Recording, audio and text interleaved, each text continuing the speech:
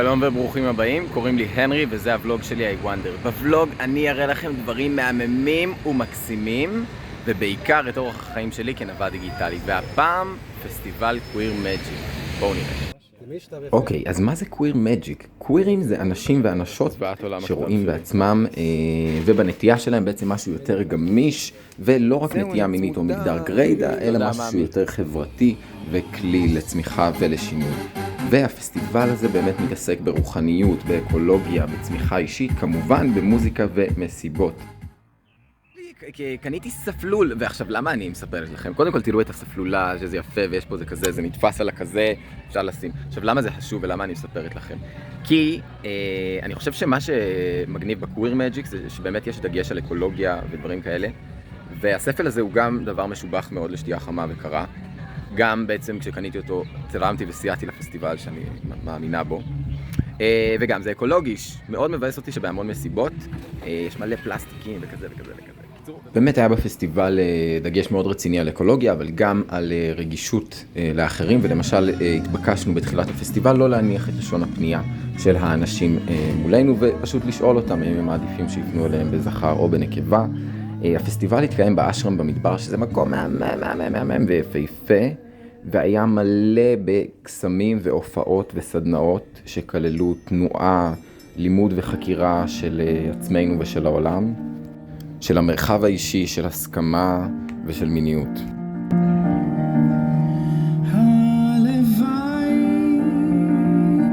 והייתי מקדיש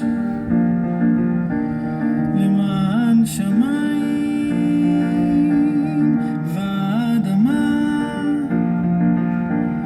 המופע הזה של עידן שרבי ושני מאנסמבל רגע היה מפעים ועוצר נשימה, ובאמת נגע בי בצורה מאוד עמוקה.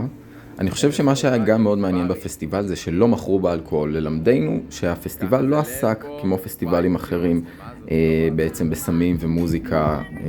אני לא אומר שלא היו את הדברים האלה, אבל הפסטיבל עצמו עסק באמת באנשים ובצמיחה, בסדנאות ובהופעות. ואני אישית הגעתי לפסטיבל כהלפר. מה זה אומר הלפר? זה אומר שכל יום היה לי משמרת של כמה שעות שבה עבדתי גם במטבח, תכף אנחנו נראה קצת מהמטבח, שהיה לי מדהים במטבח, זה היה באמת חוויה בפני עצמה, וגם עבדתי בשמירה בשער. הנה אנחנו יכולים לראות פה עוד מופע, אני חושב שזה ממש מגניב, היפ-הופ גיי ישראלי כזה. המופע הזה של איזי בי, ואני כמובן אתן קרדיטים בתיאור הסרטון, גם לו ולכל מי שמופיע בסרטון.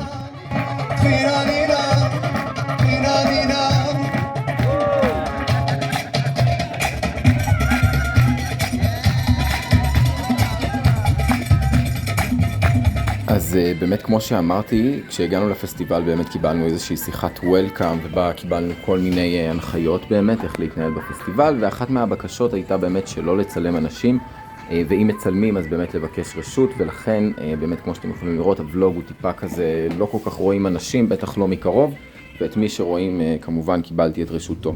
אני חייב לומר שהפסטיבל באמת, הצורה שבה הלב שלי נפתח והרגשות שלי אני לא חושב שהרגשתי ככה אי פעם בחיי. זה היה פשוט פסיכי, ואני מנסה לתאר כאילו מה היה כל הקסם, ואולי פשוט צריך להשתתף כדי באמת להבין, אבל אתם יכולים לראות את הנופים, העוצרי נשימה של המדבר, ועוד שנייה אתם תראו איזה כיף היה לנו בסגירת המטבח בשישי. לכולם יש? לחיי האהבה, לחיי המטבח, לחיי המשפחה. יש עוד? יש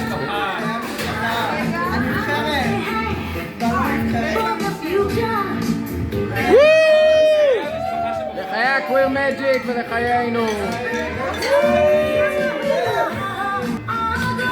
אז זה היה ממש על קצה המזלג מהקוויר מג'יק. היה לי מדהים, כמו שאמרתי, באמת הלב נפתח, והיה גם רגעים מורכבים יותר, אבל באמת היה מקום גם לזה בפסטיבל. היה בהם ממש אזור כזה שבו היה אפשר לקבל תמיכה ואוזן קושבת, ואני חושב שהתחזק בי מאוד בפסטיבל המודעות לכמה חשוב זה הסכמה על הגבולות שלי, הגבולות של אחרים, רגישות ודברים כאלה.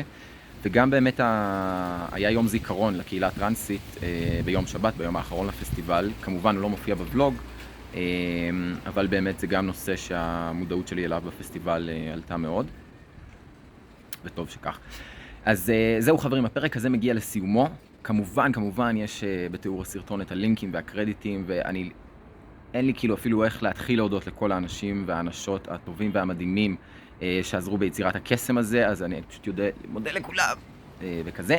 אני אגלה לכם עוד משהו, שהקוויר מג'יק מגיע לעיר ותכף מתחילות מסיבות, ליין מסיבות חדש שנקרא קווירקי, אני אשים גם את זה בלינק של התגובות. תבואו, יהיה קסם. יאללה, צ'או.